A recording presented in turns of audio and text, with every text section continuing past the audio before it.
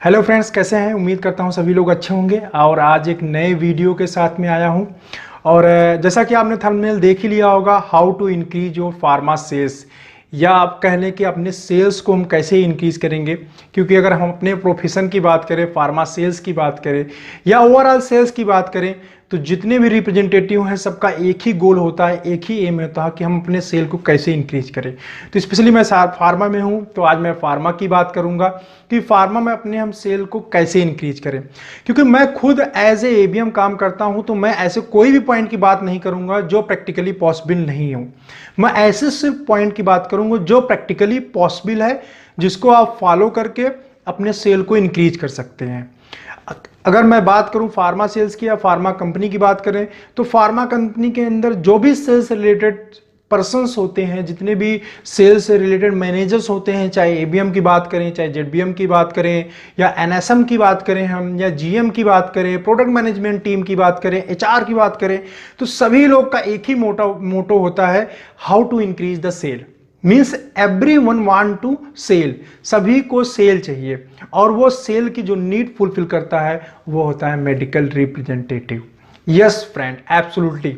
हर जितने भी पोस्ट होती हैं सबका एक ही फोकस होता है कि अपने मेडिकल रिप्रेजेंटेटिव को कैसे मैं पोटेंशियल बनाऊं, अपने मेडिकल रिप्रेजेंटेटिव को मैं कैसे ट्रेंड करूं कि मैक्सिमम टू मैक्सिमम वर्क कर सके, अपने सेल को मैक्सिमाइज कर सके। सबका फोकस मेडिकल रिप्रेजेंटेटिव के ऊपर होता है। क्यों होता है मेडिकल रिप्रेजेंटेटिव के ऊपर फोकस, थोड़ा सा उसके बारे में बात करते हैं। क्योंकि मेडिकल रिप्रेजेंटेटिव एक ब्रिज होता है कंपनी और डॉक्टर के बीच में। जैसा कि आप लोग जानते हैं अपने सेल्स के फील्ड में, फार्मा सेल्स में डॉक्टर हमारा कस्टमर होता है। तो कभी कोई कंपनी का पर्सन या कंपनी का मालिक डॉक्टर के पास नहीं आता। डॉक्टर के पास कौन जाता है? आप जाते हैं। मेडिकल रिप्रेजेंटेटिव जाता है डॉक्टर के पास। तो जो मेडिकल रिप्रेजेंटेटिव होता है एक ब्रिज की तरह काम करता है, company, pharmaceutical company and doctor. First thing.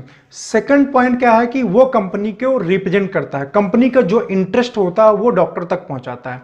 Company जिस ब्रांड को डेवलप करना चाहती है उस ब्रांड की इंफॉर्मेशन को डॉक्टर तक पहुंचाता है, उस ब्रांड का अवेयरनेस मार्केट के अंदर स्प्रेड करता है, जिससे वो ब्रांड ग्रो करता है।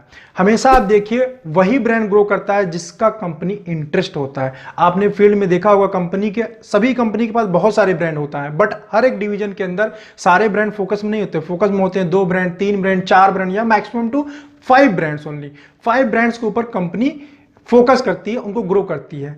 ऐसा क्यों होता है? इसलिए होता है कि उन ब्रांड्स का जो फ्यूचर होता है, आने वाला जो टाइम होता है वो ब्राइट होता है।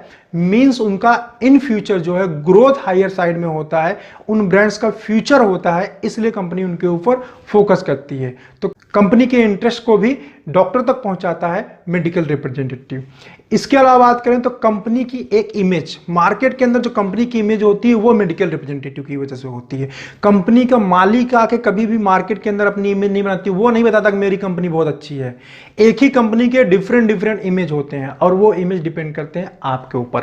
अगर आप अच्छा काम करते हैं, रेगुलर वर्क करते हैं, अपने कस्टमर को लॉयल बनाते हैं और खुद भी लॉयल आप होते हैं, जाहिर सी बात है आपकी जो ब्रांड वैल्यू होती है, आपकी पर्टिकुलर ब्रांड वैल्यू वो बढ़ती है। और आपकी ब्रांड वैल्यू बढ़ने की वजह से कंपनी की ब्रांड वैल्यू बढ़ती है। मींस आप खुद एक ब्रांड की तरह वर्क करते हैं एज ए मेडिकल रिप्रेजेंटेटिव। तो चलो फ्रेंड्स, आज बात करते हैं कि हम अपनी सेल को कैसे बढ़ाएं। प्रैक्टिकल थिंग्स, बहुत ही सॉलिड पॉइंट दिया हूं जिसको फॉलो करके आप अपने सेल को इंक्रीज कर सकते हैं। तो पहले बात करते हैं सेल क्या होती है। टू सेटिस्फाई अ नीड और want with your product for mutual benefits. Means आप किसी के नीड को या उसके रिक्वायरमेंट्स को फुलफिल करते हैं on the behalf of mutual benefits. Mutual benefits का मतलब यह है कि जिसमें आपका भी बेनिफिट होता है और जिसको नीड को फुलफिल कर रहे हैं उसका भी बेनिफिट होता है। मींस आपके कस्टमर को कुछ मिलता है, उसके बदले में आपको कुछ मिलता है। मींस जो मेडिकल रिप्रेजेंटेटिव होता है वो क्या करता है? आइडेंटिफाई करता है किसको? नीड को आइडेंटिफाई करता है, नीड को इन्फ्लुएंस करता है और उसको फुलफिल करता है। सिंपली हम कह सकते हैं कि सेल कब होती है? जब हम अपने कस्टमर की नीड को फुलफिल करते हैं, जिसमें दोनों का बेनिफिट्स होता है, कंपनी का भी बेनिफिट होता है और जो हमारा कस्टमर है मींस डॉक्टर है उसको भी बेनिफिट मिलता है। तो आज मैं यहाँ पे 10 पॉइंट्स बताने वाला हूँ जिससे अपने आप सेल को इंक्रीज कर सकते हैं। मैं 10 सॉलिड पॉइंट्स की बात करूंगा जिसको आप इंप्लीमेंट करके सेल को इंक्रीज कर सकते हैं। चलिए फिर पहले पॉइंट की बात करते हैं। पहला पॉइंट है डॉक्टर लिस्ट। फ्रेंड्स, हम डे टू डे वर्किंग की अगर हम बात करें तो अपने डॉक्टर लिस्ट को हम बहुत सीरियसली नहीं लेते हैं। बार बार कहा जाता है कंपनी की तरफ से, प्रोडक्ट मैनेजमेंट टीम की तरफ से बताया जाता है डॉक्टर लिस्ट करेक्ट करो, बट क्या होता है हम सीरियसली नहीं लेते। फ्रेंड्स, मैं आपको रियली बताऊं, अगर आपका कस्टमर सिलेक्शन सही है नहीं ना, आप बहुत कोशिश कर लो, आपको बिजनेस नहीं मिलने वाला। तो डॉक्टर सिलेक्शन जो है वो बहुत मायने रखता है। अगर आपने एरिया के, अपने जोन के, आपने पोटेंशियल डॉक्टर को अपने लिस्ट के अंदर नहीं डाला है तो आप बहुत कोशिश करते रहोगे, फिर वही कहावत याद है, बंजर भूमि में हल चला रहे हैं तो क्या निकलेगा। तो वही वाला हाल है, जहां पे भूमि फर्टाइल है वहां पे अगर आप हल चलाओगे आप, जल्दी और ज्यादा अनाज उगेगा। सेम सिस्टम वही है कि जब हम डॉक्टर लिस्ट बनाते हैं तो डॉक्टर लिस्ट बहुत ही केयरफुली बनाना चाहिए। अच्छे पोटेंशियल डॉक्टर्स को रखिए। सेकंड थिंग क्या कि जब भी डॉक्टर सिलेक्शन आप करते हैं उस समय आपको यह ध्यान देना होता है कि ऐसे डॉक्टर को सिलेक्ट करें आप जो आपके लिए पोटेंशियल हो, मींस आपको बिजनेस दे सके। आपने कोई पर्टिकुलर ऐसा डॉक्टर तो बहुत बड़ा है बट आपने अपनी लिस्ट के अंदर डाल दिया, अब वो किसी की डिटेलिंग सुनता ही नहीं है, आपसे इंटरेक्शन ही नहीं है, तो आप क्या करोगे। लिस्ट में उसको रखो, बट क्या है आपका अपना फोकस उन डॉक्टर के साथ होना चाहिए जहां से आप जल्दी बिजनेस निकाल सकें। कंपनी की तरफ से जो डॉक्टर लिस्ट होता है, बहुत सारी कंपनी में 150 डॉक्टर की लिस्ट होती है, किसी में 200 का होता है, किसी में 250 का होता है। तो कंपनी का जो डॉक्टर लिस्ट है वो तो आपको प्रिपेयर करना ही करना है, लेकिन उन सारे डॉक्टर लिस्ट में से आपको कुछ अपने डॉक्टर आइडेंटिफाई करना है, मींस पर्टिकुलर कुछ डॉक्टर के ऊपर फोकस करना है। हर कंपनी में कोर नॉन कोर सिस्टम होता है, means double visit doctor and single visit doctor. तो इस पैटर्न में क्या आप डॉक्टर लिस्ट अपना डिजाइन करते हैं। तो जो डबल विजिट सिस्टम में आप डिजाइन करते हैं जिन डॉक्टर्स को, कोशिश करें कि उनमें ऐसे डॉक्टर्स रखें जो पोटेंशियल हो और आपसे अच्छा इंटरेक्शन हो सके, जिससे आप इजीली बिजनेस ले सके। तो डॉक्टर लिस्ट की रोल प्ले करता है आपके बिजनेस जनरेशन में।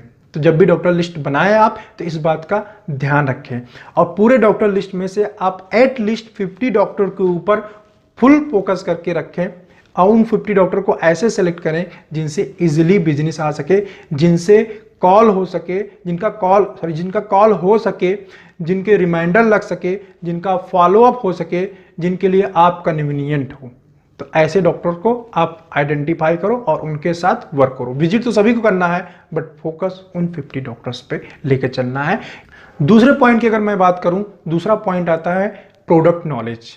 प्रोडक्ट नॉलेज में आजकल तो टेक्नोलॉजी बहुत आगे हो गई है। आप इवन गूगल से पढ़ाई कर सकते हैं, गूगल से बहुत सारी चीज़ें देख सकते हैं। इवन दैट अगर उतना भी आप नहीं कर पा रहे हैं तो जो कंपनी आपको विजुअलेट देती है, फोल्डर जिसको अपने कॉमन लैंग्वेज में हम लोग बोलते हैं, विजुअलेट या फोल्डर, वहां पर जो चीज इंफॉर्मेशन दी होती है, आप अगर उतना भी तैयार कर ले, उतना प्रॉपरली तैयार कर ले, अच्छे से तैयार कर ले, तो वो भी बहुत सफिशियंट है बिजनेस जनरेट करने के लिए। होता क्या है कि कंपनी विजुअलेट हमको देती है, फोल्डर हमको देती है, हम 2-4 लाइन उन्हें प्लीज प्रिस्क्राइब इतना ही बस याद करते हैं, please prescribe and brand name, बस इतना ही करते हैं और डेली प्रैक्टिस में याद करते हैं और अपना एक माइंड सेट बना लेते हैं कि डॉक्टर तो पूरा डिटेलिंग सुनता ही नहीं। फ्रेंड्स, अगर आपको नॉलेज है और आप बिना विजुअलेट देखे डॉक्टर को प्रोडक्ट के बारे में डिटेल कर रहे हैं, डेफिनेटली मैं कहता हूं डॉक्टर सुनेगा। एक्चुअली क्या प्रॉब्लम आ गई है हम लोगों के अंदर कि डॉक्टर उतना जल्दी में नहीं होता जितनी जल्दी होता है। हम सोचते हैं कि कितनी जल्दी जल्दी हम डॉक्टर अपनी डिटेलिंग फिनिश करें और बाहर निकलें। आजकल की सबसे बड़ी प्रॉब्लम यही है। इवन दैट मैं बहुत सारे इंटरव्यू करता हूं, इंटरव्यू के अंदर मैंने बहुत सारे लोगों से पूछा हुआ है प्रोडक्ट नॉलेज के बारे में। जब मैं प्रोडक्ट इन्फॉर्मेशन पूछता हूं या फिर उनसे बोलता हूं मैकेनिज्म ऑफ एक्शन बताओ किसी पर्टिकुलर प्रोडक्ट का, तो वो बिल्कुल ब्लैंक हो जाते हैं। इवन दैट 4-4, 5-5 साल के एक्सपीरियंस लोगों का मैंने इंटरव्यू किया है, जब भी मैं उनसे क्वेश्चन पूछा तो वही चीज आता है। 20 में शायद 1 या 2 लोग मुझे आंसर देख कर पाए होंगे प्रोडक्ट नॉलेज में, मींस मैकेनिज्म ऑफ एक्शन या उसका कंपटीटर के बारे में, या प्रोडक्ट हमारा कैसे काम करता है। जबकि जिस प्रोडक्ट को आप सेल कर रहे हैं अगर उसके बारे में ही आप नहीं जानेंगे तो कैसे उस प्रोडक्ट को सेल कर सकते हैं। तो प्रोडक्ट नॉलेज बहुत ज्यादा जरूरी है। प्रोडक्ट नॉलेज आप बहुत तरीके से ले सकते हैं। आपको कंपनी ट्रेनिंग देती है, आपको प्रोडक्ट मैनुअल मिलता है, आपके विजुअलेट दी होती हैं। इसके अलावा गूगल है, मोबाइल में बहुत सारे ऐसे ऐप्स अवेलेबल हैं जहां से आप प्रोडक्ट इंफॉर्मेशन ले सकते हैं। जब भी मीटिंग से होती है वहां अपने सीनियर के साथ आप कोलैबोरेट कर सकते हैं। कोई नहीं समझ में आ रहा है, अपने आप जो प्रोडक्ट मैनेजमेंट टीम है उससे कांटेक्ट कर सकते हैं। अगर आप चाहते हैं सीखना, अगर आप चाहते हैं लर्न करना, तो आपको कोई नहीं रोक सकता लर्न करने से। आप लोग क्या करते हैं, सिर्फ और सिर्फ बहाने बताते हैं। तो इसलिए बहानों को छोड़िए, अगर आपको सीरियसली इस फील्ड में वर्क करना है और आगे जाना है तो फ्रेंड्स प्रोडक्ट नॉलेज अपना स्ट्रांग कर लो, वो आपको हमेशा काम आएगा। ऐसा नहीं सिर्फ इसी कंपनी में, अगर आपका प्रोडक्ट नॉलेज इंक्रीज होता है तो आपके लाइफ टाइम काम आएगा, क्योंकि यही तो एक्सपीरियंस होता है। जब हम एज ए सीनियर प्रमोट होते हैं तब यही सारी एक्सपीरियंस, यही सारा प्रोडक्ट नॉलेज आपके काम में आता है। तो प्रोडक्ट नॉलेज बहुत ही इंपॉर्टेंट है। प्रोडक्ट नॉलेज की इंक्रीज करें। जैसे ही प्रोडक्ट नॉलेज आपका इंक्रीज होगा, आपकी डिटेलिंग ऑटोमेटिकली इंक्रीज हो जाएगी। तो डिटेलिंग इंक्रीज करने के लिए आपका प्रोडक्ट नॉलेज अच्छा होना चाहिए। अब प्रोडक्ट नॉलेज आपका इंक्रीज रहे, अगर प्रोडक्ट नॉलेज आपका अच्छा रहेगा तो डिटेलिंग आपकी अच्छी होगी, साथ ही साथ आपकी ऑब्जेक्शन हैंडलिंग भी बहुत अच्छी हो जाएगी। और ऑब्जेक्शन हैंडलिंग अगर आपकी अच्छी हो गई और अपने कस्टमर को आप सेटिस्फाई कर पा रहे हैं, डेफिनेटली आप बहुत ही जल्दी डॉक्टर को कन्वर्ट कर लेंगे और बहुत ही इजीली आपको प्रिस्क्रिप्शन मिल जाएगा। तो फ्रेंड, ये है सेकंड पॉइंट। थर्ड पॉइंट की हम बात करें तो right customer for right product, बहुत ही इंपॉर्टेंट लाइन है, right customer for right product. जब भी हम डॉक्टर लिस्ट बनाते हैं तो कंपनी, बहुत सारी कंपनी में सिस्टम में, कुछ में शायद नहीं है या लगभग मैं समझता हूं सभी में होता ही है, तो वहां पे हम एक डॉक्टर ब्रांड मैट्रिक्स डिजाइन करते हैं। तो एटलीस्ट 200-300 डॉक्टर की लिस्ट है जो आप डिजाइन करते हो, चलो वो तो डिजाइन करते हो, बट एटलीस्ट अपने जो फोकस डॉक्टर हैं 30, 40 या 50 जो भी आप लेके चल रहे हैं, उसका जो ब्रांड मैट्रिक्स डिजाइन करेंगे वो बिना आरसीपी किए हुए मत डिजाइन करिए। पहले आप सर्वे करिए, means RCP, RCP means retail counter prescription audit. RCP आप लोग फार्मा में है तो जानते होंगे। फर्स्ट ऑफ ऑल, बिना आरसीपीए किए ब्रांड मैट्रिक्स मत डिजाइन करिए, अदरवाइज वो यूजलेस होगा। ब्रांड मैट्रिक्स डिजाइन करने कोई भी बेनिफिट नहीं मिलेगा। तो ब्रांड मैट्रिक्स अगर एक बार, हम ये सब चीजों में आपको एक बार मेहनत करनी है, उसके बाद को बेनिफिट्स आपको पूरे ईयर मिलने वाला है। तो ब्रांड मैट्रिक्स अपना अच्छे से डिजाइन करिए, किस डॉक्टर के ऊपर कौन सा ब्रांड आप फोकस कर रहे हैं वो आरसीपीए करके आप उसको बनाइए, एक बार मेहनत करिए, और उसके बाद आपको कंटिन्यूअस उसी पर्टिकुलर ब्रांड के ऊपर उस डॉक्टर को फोकस करिए। ये बार बार ब्रांड बदलने से क्या होता है कि आपका और प्लस डॉक्टर को, दोनों को फोकस डाइवर्ट होता है। डॉक्टर खुद ही नहीं समझ पाता कि आप उससे चाहते क्या हैं। तो डॉक्टर को बिल्कुल क्लियर होना चाहिए, ये डॉक्टर चैम्बर में जब भी आप जाते हैं तो बिल्कुल क्लियर कट मैसेज होना चाहिए कि सर मुझे यही ब्रांड चाहिए, उसी ब्रांड का रिमाइंडर होना चाहिए, एवरी टाइम उसी ब्रांड का कॉल होना चाहिए, उसी का ब्रांड रिकॉलर आप उसको देंगे, उसी ब्रांड का आप रेफरेंस देंगे। कुछ भी साइंटिफिक लिटरेचर आता है, कंपनी से कोई भी रेफरेंस आता है या कंपनी से कोई भी अपर मैनेजमेंट से इवन काम करने आता है, तो आप चैम्बर में एंट्री करने से पहले अपने अपर मैनेजमेंट को आप इन्फॉर्म कर दीजिए, सर मैं इस डॉक्टर को इस ब्रांड के लिए फोकस कर रहा हूं, इसी के ऊपर हम बात करेंगे। हर एक डॉक्टर के लिए जनरली हम 3 से 4 ब्रांड फोकस करते हैं एज पर रिक्वायरमेंट। आप पहले 1 करिए, फिर 2 करिए, फिर 3 करिए, फिर 4 करिए। तो 3-4 ब्रांड में डेफिनेटली आपको कोई ना कोई बिजनेस मिलेगा अगर कंटिन्यूअस आप उसके ऊपर फोकस करके रखते हैं। तो ब्रांड, डॉक्टर ब्रांड प्लानिंग हो गई। इसके बाद हम बात करते हैं डॉक्टर ब्रांड मैट्रिक्स के बाद प्लानिंग की। प्लानिंग मींस फ्रेंड जो हम अपना टीपी डिजाइन करते हैं। हर एक कंपनी के अंदर सभी मेडिकल रिप्रेजेंटेटिव हम टीपी डिजाइन करते हैं। TP means tour plan, month का जो टूर प्लान होता है, किस दिन कहाँ काम करेंगे। जो लोग नए मेडिकल रिप्रेजेंटेटिव उनको मैं बता दूं कि जब भी आप टूर प्लान डिजाइन करते हैं तो as per doctor call design करिए। जनरली स्टार्टिंग में हमें मालूम नहीं होता, जो लोग नए आते हैं कि टीपी हम कैसे डिजाइन करें, तो फ्रेंड्स टीपी हम डिजाइन करते हैं जनरली डे के हिसाब से। जैसे मंडे से लेकर सैटरडे तक आप पेपर पे लिख सकते हैं, मंडे ट्यूसडे वेडनेसडे ऐसे करके पूरा सीरीज में लिख सकते हैं। उसके बाद आप अपने कलीग से, अगर आप एक्सपीरियंस है तो आपको पता होगा, जो लोग नए हैं वो अपने कलीग से जो मार्केट में मिलते हैं उनसे पूछ के किस डॉक्टर की कॉल किस डे होती है, उस दिन उसी पैच को प्लानिंग करें। अगर आप पैच वाइज प्लान करेंगे टीपी को अपने, तो आपका कभी भी कोई फोकस डॉक्टर मिस्ड नहीं होगा। और एक बात को ध्यान रखें, आप अगर पर्टिकुलर किसी डॉक्टर से पर्टिकुलर डे में मिलते हैं तो ऑटोमेटिकली डॉक्टर के लिए एक ब्रांड रिकॉल की तरह हो जाता है कि ये पर्टिकुलर मेडिकल रिप्रेजेंटेटिव मुझे फ्राइडे को मिलता है। मींस उसके दिमाग में सेट रहेगा कि आज फ्राइडे है तो आज ये मेडिकल रिप्रेजेंटेटिव मुझसे मिलने आएगा। वो ऑटोमेटिकली एक ब्रांड रिमाइंडर की तरह काम करने लगता है। साथ ही जब हम कोई एक्स स्टेशन जाते हैं, पर्टिकुलर कोई डे अगर हम फिक्स कर लेते हैं या पर्टिकुलर कोई डेट फिक्स कर लेते हैं, क्योंकि एक्स स्टेशन जो होते हैं वहां पे डिस्पेंसर डॉक्टर भी होते हैं, प्रिस्क्राइबर भी होते हैं। इवन दैट जो प्रिस्क्राइबर हैं या डिस्पेंसर डॉक्टर हैं उनके माइंड के अंदर होता है कि आज फ्राइडे है या आज सैटरडे है, आज पर्टिकुलर इस कंपनी का ये मेडिकल रिप्रेजेंटेटिव मुझसे मिलने आएगा ही आएगा। तो इससे ऑटोमेटिकली एक ब्रांड रिकॉलर की तरह आप ऑटोमेटिकली आप अपनी इमेज को बिल्ड कर लेते हैं। तो टीपी आप डिजाइन करिए डे के हिसाब से और पूरे ईयर कोशिश करिए कि वही टीपी आपका कंटिन्यूअस चलता रहे। इसके बाद फ्रेंड्स बात करते हैं नेक्स्ट जो पॉइंट है वो है कंपनी की स्ट्रेटजी एंड प्लानिंग। फ्रेंड्स जब भी हम टीपी को डिजाइन करते हैं, जो भी हम कम्युनिकेट करते हैं फील्ड के अंदर, वो कंपनी से बताया जाता है हमको। मींस कंपनी की जो स्ट्रेटजी होता है उसको आप फॉलो करिए। कई बार क्या होता है कंपनी की स्ट्रेटजी हमें बोली जाती है और हम आके उसको बाय साइड में रख देते हैं। जनरली होता क्या है कि मीटिंग के 1 महीने के बाद मीटिंग के अंदर जितनी भी चीजें बताई जाती हैं 70% हमारे माइंड से गायब हो जाती हैं। क्यों? क्योंकि हम उसको रिकैप नहीं करते। जब भी आप मीटिंग से आए तो कोशिश ये करें मीटिंग में जो भी नोटबुक मिलता है तो वो आप वीकली या मंथली उसको रिकैप करें, उसको खोल के देखें कौन कौन सी स्ट्रेटजी बताई गई है, क्या क्या टूल आपको दिया गया है जिसको आप यूज करके बिजनेस को जनरेट कर सकते हैं। अगर आप उस टूल का यूज करेंगे ना तो आपको बेनिफिट मिलना स्टार्ट हो जाएगा। आप उस टूल का यूज ही नहीं करते, वो एज इट इज पड़ा रह जाता है या आप भूल जाते हैं। जब मैनेजर का फोन आता है कि हाँ ये आपने एक्टिविटी किया कि नहीं, तब आप एक्टिविटी के लिए भागना दौड़ना शुरू कर देते हैं और उसके बाद कई बार सही होता है या वही किसी बार गलत ही रिपोर्ट करके ऊपर बता देते हो जाता है। तो कहीं ना कहीं वो पर्सनली आप ना पर्टिकुलर अपना लॉस कर रहे हैं। एक अगर छोटी सी हैबिट आप डेवलप कर लेंगे कि चीजों को टाइम पे करना है तो ऑटोमेटिकली क्या होगा, आपको कन्वर्जेंस दिखने लगेंगे फील्ड के अंदर। तो हमेशा जो कभी कंपनी की स्ट्रेटजी होती है उसको इंप्लीमेंट करें और नोटबुक को एटलीस्ट वीक में एक बार देखें कौन सी स्ट्रेटजी चल रही है, किस मंथ में कौन सी स्ट्रेटजी फॉलो करना है, कैसे इंप्लीमेंट करना है। और अगर इस चीज़ को टाइमली आप करते हैं जो आपका अपर मैनेजमेंट है वो भी आपको सपोर्ट करता है। एक आपकी जो इमेज होती है ना वो कंपनी के अंदर भी बहुत अच्छी बन जाती है। फील्ड में तो बनती है, आपका अपना जो मैनेजमेंट है जो आपकी अपनी कंपनी है वहां भी एक आपकी बहुत अच्छी इमेज बनती है। एंड फ्रेंड्स नेक्स्ट पॉइंट में बात करेंगे, डिटेलिंग का ही एक पार्ट कह सकते हैं, वो है कि जब हम किसी डॉक्टर से हम बात करते हैं, जब अपने कस्टमर से हम बात करते थे वहां पे हम नॉलेज की बात नहीं करते। नॉलेज तो आपके अंदर होता है, मींस आपको अपने नॉलेज को नहीं, जो भी आपका ब्रांड है उसके बेनिफिट्स को शेयर करना होता है। जैसे मैं एक पेन का एग्जांपल लूं, एक ग्रिप वाले पेन का एग्जांपल लूं, तो ग्रिप पेन के अंदर ग्रिप क्या है, एक फीचर है। बेनिफिट क्या है, बेनिफिट ये है कि हाथ थकेगा नहीं, स्मूथ चलेगा पेन।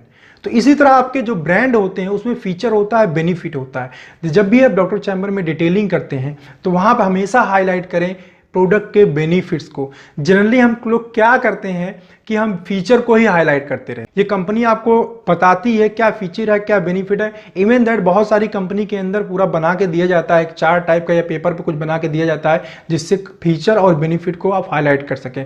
अगर कंपनी की तरफ से नहीं भी मिला है तो आप खुद बैठ के हर एक ब्रांड का आप फीचर एंड बेनिफिट डिजाइन कर सकते हैं, निकाल कर लिख सकते हैं और उसको डे टू डे में प्रैक्टिस अगर आप करेंगे, मींस ब्रांड के बेनिफिट्स को आप कन्वे करेंगे कस्टमर तक, डेफिनेटली आपको रिजल्ट मिलेगा। नेक्स्ट पॉइंट की मींस 7th पॉइंट की अगर मैं बात करूं तो वो है स्मार्ट वर्किंग। आज ना बहुत ही जमाना फास्ट हो गया है। आज मेडिकल रिप्रेजेंटेटिव की बात करिए या फार्मा कंपनी की बात, और हर कोई बहुत फास्ट होता है। मींस टेक के साथ सभी लोग हैं, सभी लोग डिजिटल होते जा रहे हैं। तो आपको भी डिजिटल यूज करना चाहिए, आपको भी डिजिटल होना चाहिए। आज के टाइम पे व्हाट्सएप सभी के पास है, मोबाइल सभी के पास है। एक स्मार्ट वर्किंग अगर मैं बात करूं तो जैसे मैंने बहुत सारी कंपनी की देखा, बहुत सारे लड़के फॉलो भी करते हैं फील्ड के अंदर, व्हाट्सएप ग्रुप बना हुआ है। कौन सी डॉक्टर की कॉल कब हो रही है, जब वो कॉल कर रहा होता है इंपॉर्टेंट डॉक्टर को, ग्रुप के अंदर डाल देता है कि इस डॉक्टर की कॉल हो रही है। आप ऐसे ग्रुप अगर आपके अंदर बने हैं तो उसमें आप जुड़िए, अगर नहीं बने हैं तो बनाइए। आप जब भी कॉल करने जाते हैं, जितनी भी आपके कस्टमर है, स्पेशली जो फोकस डॉक्टर है, उनके रिसेप्शनिस्ट का नंबर अपने मोबाइल के अंदर सेव करके रखिए। इससे बेनिफिट क्या मिलेगा, आपको भाग के वहां जाना नहीं पड़ेगा डॉक्टर साहब की कॉल हो रही है नहीं हो रही है। एक तो आप फोन करके पूछ सकते हैं कि कॉल हो रही है नहीं हो रही, कितनी देर में होगा, आपका टाइम सेव होगा। प्लस आपका कॉल एवरेज बढ़ेगा। सेकंड, अगर आप व्हाट्सएप ग्रुप डिजाइन कर लेते हैं, एक ग्रुप बना लेते हैं जिसमें आप लोग आपस में बात करके अंडरस्टैंडिंग कर लेते हैं कि जब भी इस डॉक्टर की कॉल होगी, पर्टिकुलर जो जहां कॉल कर रहा होगा उसको ग्रुप के अंदर डाल देगा। इससे क्या होगा, एक बंदे को दूसरे आदमी से इंफॉर्मेशन मिल जाएगी, एक मेडिकल रिप्रेजेंटेटिव को दूसरे मेडिकल रिप्रेजेंटेटिव से इंफॉर्मेशन मिल जाएगी कि इस डॉक्टर की कॉल हो रही है। इससे क्या होगा, आपका जो इंपॉर्टेंट कस्टमर है वो छूटेगा नहीं, तो आपकी कॉल एवरेज इंक्रीज हो जाएगी और डॉक्टर का फॉलोअप इंक्रीज हो जाएगा और इंपॉर्टेंट डॉक्टर की कॉल आपकी मिस नहीं होगा, सिर्फ और सिर्फ टेक्नोलॉजी का यूज करके। नेक्स्ट पॉइंट की बात करूंगा, मींस 8th पॉइंट की, जो कि बहुत इंपॉर्टेंट है और आप सभी लोग मिस करते हो। मोस्ट ऑफ द पीपल्स मैंने देखा फार्मा के अंदर मिस करते हैं। कंपनी के अंदर जो सबसे महंगा ब्रांड होता है उसको बेचने में सबसे कम इंटरेस्ट आता है। क्यों? क्योंकि वो महंगा होता है और उसको बेचने में बहुत मेहनत करनी पड़ती है। फ्रेंड्स, मैं आपको बता दूं, अगर आपको सेल इंक्रीज करना है, हाई सेल करना है, टारगेट अचीव करना है, टारगेट सरप्लस करना है, तो आदत डालो जो महंगा वाला है उसको सबसे ज़्यादा बेचेंगे। मैं एक बहुत छोटी सी स्टोरी बताता हूँ। देखिए, होता क्या है, हम छोटा छोटा जब ब्रांड बेचते हैं ना, छोटा छोटा मीन्स जो कम वैल्यू के ब्रांड होते हैं, जिनकी एमआरपी कम होती है, जब उनको बेचते हैं ना, हमें बहुत सारे डॉक्टर्स की ज़रूरत पड़ती है, means more number of customers की ज़रूरत पड़ती है और बहुत ज़्यादा दौड़ भाग करना पड़ता है उसको मेंटेन करने के लिए। बट अगर सेम टाइम जो आपका महंगा ब्रांड है, जो आपके पोर्टफोलियो में सबसे महंगा ब्रांड है, अगर उसके ऊपर आप वर्क करते हैं, नो डाउट टाइम लगेगा, टाइम तो लगना ही लगना है क्योंकि वो बड़ा ब्रांड है, महंगा ब्रांड है, कस्टमर तो टाइम लेगा उसमें कन्वर्ट होने में। बट अगर एक बार कन्वर्ट हो गया कस्टमर, देन आपको जो बेनिफिट मिलेगा वो आपके जितने छोटे छोटे ब्रांड है ना, छोटे छोटे मीन्स जो कम एमआरपी के ब्रांड है, जो कम सेल वैल्यू देते हैं, सबको पीछे कर दे। एक अकेला ही आपको पता चलेगा 40% 30% सेल कंट्रीब्यूट कर रहा है आपके टोटल सेल में। पहला पॉइंट, तो जो भी महंगे ब्रांड होते हैं उनको आपको पहले नंबर पर प्रमोट करना। अपने दिमाग में सेट कर लो कि उनको ज्यादा से ज्यादा प्रमोट करना है। एक बार अगर हैबिट डेवलप कर लोगे ना महंगे ब्रांड बेचने की, तो मैं आपको प्रॉमिस करता हूं आपको मजा आ जाएगा सेल के अंदर, आपका टारगेट कभी मिस नहीं होने वाला। ठीक है। दूसरी बात, दूसरा बड़ा पॉइंट इसी सेल के अंदर, सभी कंपनी के अंदर कोई ना कोई ब्रांड ऐसा होता है जो लॉन्ग टर्म में चलता है। मीन्स जैसे कार्डियक की बात करूं, कार्डियक में क्या एडवांटेज है कि एक बार डॉक्टर ने लिख दिया कोई ब्रांड ना, तो ऑटोमेटिकली उसका पर्चा घूमता रहता है। मीन्स कार्डियक की मेडिसिन चेंज नहीं होती, लॉन्ग टर्म चलती है। ऐसे ही अगर आपके ब्रांड पोर्टफोलियो में है तो आप उसको प्रमोट करो। उससे क्या होगा, एक बार डॉक्टर का प्रिस्क्रिप्शन निकलेगा तो वो मूवमेंट में चलता रहेगा। मैं गायनेक में हूं तो मैं गायनेक के एक ब्रांड की बात करूं, मीनोपॉज के लिए एक ब्रांड आता है। एक क्या, मैं बहुत सारे ब्रांड आते हैं मार्केट के अंदर, मैं अगर अपने ब्रांड की बात करूं तो मीनोपॉज के लिए जो ब्रांड आता है, अगर मैं उसको प्रमोट करूंगा तो वो क्या होगा, जो लेडी होगी मीनोपॉज की वो बहुत लंबे टाइम लेगी। 45 के बाद मीनोपॉज की प्रॉब्लम आती है, तो 45 के लेके टिल जब तक वो जिंदा रहेगी तब तक वो ब्रांड लेती रहेगी, क्योंकि उसको प्रॉब्लम वो बार बार आती रही। तो एक बार डॉक्टर ने प्रिस्क्रिप्शन जनरेट किया, उस ब्रांड से पेशेंट को रिलीफ मिला और वो ब्रांड आपका कंटिन्यू हो जाएगा। मींस आपको एक्सपोनेंशियल ग्रोथ मिलना है उस ब्रांड के अंदर। तो ऐसे ब्रांड को फ्रेंड पकड़ के आप अच्छे से प्रमोट करो, लग जाओ उसके ऊपर, प्रॉपर फॉलोअप रखो। 100% बता रहा हूं, आपका सेल एक्सपोनेंशियली ग्रोथ करना ही करना है।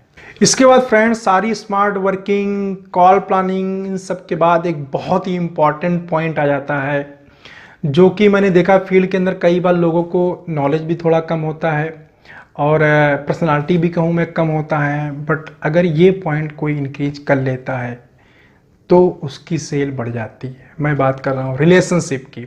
Relationship is key point in the pharma sales, या फार्मा सेल्स में किसी भी सेल की मैं बात करूंगा तो रिलेशन बहुत मायने रखता है। अगर आपके कस्टमर के साथ अच्छे रिलेशन है, आपने अच्छे रिलेशन डेवलप कर लिया है, डॉक्टर का या अपने कस्टमर का ट्रस्ट अपने ऊपर डेवलप कर लिया है, तो डेफिनेटली बता रहा हूं आपको टारगेट सरप्लस करने से कोई नहीं रोक सकता। सबसे बड़ा पावरफुल टूल है। बहुत सारे मैंने मेडिकल रिप्रेजेंटेटिव ऐसे देखे हैं जिनको कुछ नहीं आता, मींस सिर्फ वो डिटेलिंग करते हैं, रेगुलर वर्क करते हैं, बट डॉक्टर के साथ उनके इतने अच्छे रिलेशन हैं कि वो उससे बिजनेस ले पाते हैं। मैं ये नहीं कहता हूं कि अपनी नॉलेज को डेवलप ना करो। देखो रिलेशन से क्या होगा, मेडिकल रिप्रेजेंटेटिव लेवल पे तो अच्छा कर जाओगे, डेफिनेटली अच्छा कर जाओगे, बहुत ज्यादा कुछ होगा तो आप प्रमोट हो जाओगे, लेकिन उसके ऊपर जा पाना बिना नॉलेज के फ्रेंड्स पॉसिबल नहीं है। आप अगर फर्स्ट लाइन के ऊपर किसी भी मैनेजर को किसी भी कंपनी के अंदर देखेंगे तो उसके अंदर आपको नॉलेज मिलेगा। बिना नॉलेज के आप बहुत ज्यादा तो एबीएम प्रमोट हो सकते हैं, उसके ऊपर की सीढ़ी आपके लिए चढ़ना मुश्किल है। नॉलेज तो गेन करना पड़ेगा। तो रिलेशनशिप बहुत ही इंपॉर्टेंट रोल प्ले करता है बिजनेस जनरेट करने में, वो भी ऐसे क्रूशियल टाइम में जब डाउनफॉल का सीजन होता है। स्पेशली मैं बात करूं तो नवंबर दिसंबर जनवरी वाला जो फेज होता है उसमें बहुत सारी कंपनीज का सेल डाउनफॉल सीजन में होता है। तो ऐसे कंडीशन में जो आपके रिलेशन होता है वो बहुत काम आता है। या कभी कभी क्या होता है, आपको 10,000 5,000 या 20,000 सेल की जरूरत पड़ती है, जैसे टारगेट छूट रहा होता है, तो ऐसे जो कस्टमर के साथ आपके रिलेशन होते हैं या डिस्पेंसर डॉक्टर के साथ जो आपके रिलेशन होते हैं वो बहुत काम आते हैं। ऐसे टाइम पे आप उनसे कॉन्टैक्ट करके माल को थोड़ा सा पुश करके आप अपने टारगेट को कर सकते हो, अचीव कर सकते हो, सरप्लस कर सकते हो। तो रिलेशन बिल्डिंग सेल्स के अंदर बहुत ही इंपॉर्टेंट रोल प्ले करता है। तो फ्रेंड्स आप अच्छे रिलेशन डेवलप करें अपने एटीट्यूड से, अपने बिहेवियर से, जो कि आपको बहुत काम आने। लास्ट पॉइंट की बात करूंगा जो कि बहुत ही इंपॉर्टेंट है, मींस रिकैप। जो भी मैंने 9 पॉइंट आपको बताए हैं उन सबको फॉलो करने के साथ साथ आपको अपनी मॉनिटरिंग खुद करनी चाहिए। एक मॉनिटरिंग चार्ट डिजाइन करना चाहिए जिससे अपना खुद का आप मॉनिटरिंग कर सकें। रिकैप बहुत जरूरी है। जैसे मैंने स्टार्टिंग बताया कि मीटिंग में जो भी पॉइंट आपको बताए जाते हैं उसको रिकैप करें। साथ ही साथ अपनी इमेज बिल्डिंग करने के लिए, खुद को डेवलप करने के लिए अपने ऊपर इन्वेस्टमेंट करें। अगर आप अपने ऊपर इन्वेस्टमेंट नहीं करेंगे तो आपको इन फ्यूचर बेनिफिट मिलने वाला नहीं है। बहुत सारे लोग बोलते हैं मुझे ग्रोथ नहीं मिला, कंपनी से इंक्रीमेंट नहीं हो रहा है। फ्रेंड्स आप देखिए क्या 1 साल पहले जैसे थे, अभी 1 साल के बाद आपके अंदर क्या ग्रोथ आया, क्या इंक्रीमेंट आपने अपने अंदर किया। जब आप खुद अपने अंदर इंक्रीमेंट नहीं कर पा रहे हो, खुद अपने ऊपर इन्वेस्टमेंट नहीं कर पा रहे हो, तो कंपनी से कैसे भरोसा कर रहे हो तो कंपनी आपके ऊपर आपको इंक्रीमेंट देगी या आपको ग्रोथ देगी। फर्स्ट ऑफ ऑल तो ग्रोथ आपके हाथों में है। ग्रोथ के लिए आप अगर अपने ऊपर इन्वेस्टमेंट करते हैं तो आपको हमेशा बेनिफिट्स होगा। तो वीकली मंथली रिकैप करें, साथ ही साथ स्टडी के ऊपर ध्यान दें। जो कंपनी के फॉर्मेट्स होते हैं उनको टाइम भेजें, ये आपके इमेज को डेवलप करता है। जब भी कंपनी से आपको कोई सपोर्ट चाहिए होगा in the form of doctors की, अगर हम बात करें किसी डॉक्टर के ऊपर कोई एक्टिविटी करना चाहते हैं तो कंपनी आपके ऊपर ट्रस्ट करके डॉक्टर के ऊपर एक्टिविटी कर देगी। क्यों? क्योंकि आपने हेल्दी रिलेशनशिप कंपनी के साथ डेवलप किया हुआ, एक ट्रस्ट डेवलप किया हुआ। टाइमली फॉर्मेट भेजिए, कंपनी का जो भी फॉर्मेट्स आता है, ठीक। इसके अलावा रिपोर्टिंग टाइम पे करें। अगर मैनेजमेंट से कोई और एक्टिविटी करने के लिए आता है तो उसको आप टाइम पे करें। एक वीकली प्रोग्रेशन रिपोर्ट होता है या मंथली रिव्यू फॉर्मेट होता है, ये सब चीज़ें टाइम पे आप भर के दें। जो भी एक्टिविटी का स्पेशली पार्ट होता है कंपनी का उसको टाइम से करें। ये आपको आपके इंक्रीमेंट के टाइम पे, आपके प्रमोशन के टाइम पे बहुत हेल्प करेगा। तो मैंने एक वीडियो बनाया हुआ है कि सिर्फ सेल करने से प्रमोशन नहीं होता है, प्रमोशन लेने के लिए बहुत सारी जरूरी चीज़ें होती हैं। अगर उस वीडियो को आपने नहीं देखा हुआ तो नीचे मैं डिस्क्रिप्शन में उसका लिंक दे दूंगा, आप वहां से वो वीडियो देखिए। तो एज ए एबीएम अगर प्रमोट होना चाहते हैं तो उस वीडियो को देख के आपको बहुत सारे नॉलेज मिलेगा। तो फ्रेंड्स ये थे 10 point, 10 bullet point, solid point, जो कि शायद आप जानते होंगे। बहुत सारे लोग, जो लोग नहीं जानते हैं वो इस पॉइंट को नोट कर लें, वीडियो पॉज करके जो भी नोट करना है नोट कर सकते हैं और उनको फॉलो करिए अपने लाइफ के अंदर। अपने डे टू डे जो वर्किंग करते हैं वहां भी फॉलो करिए। डेफिनेटली मैं बता रहा हूं आपको 100% आपको रिस्पॉन्स मिलेगा, अच्छा रिजल्ट मिलेगा। अगर आपको ये वीडियो अच्छा लगता है तो वीडियो को लाइक करिए, शेयर करिए, कमेंट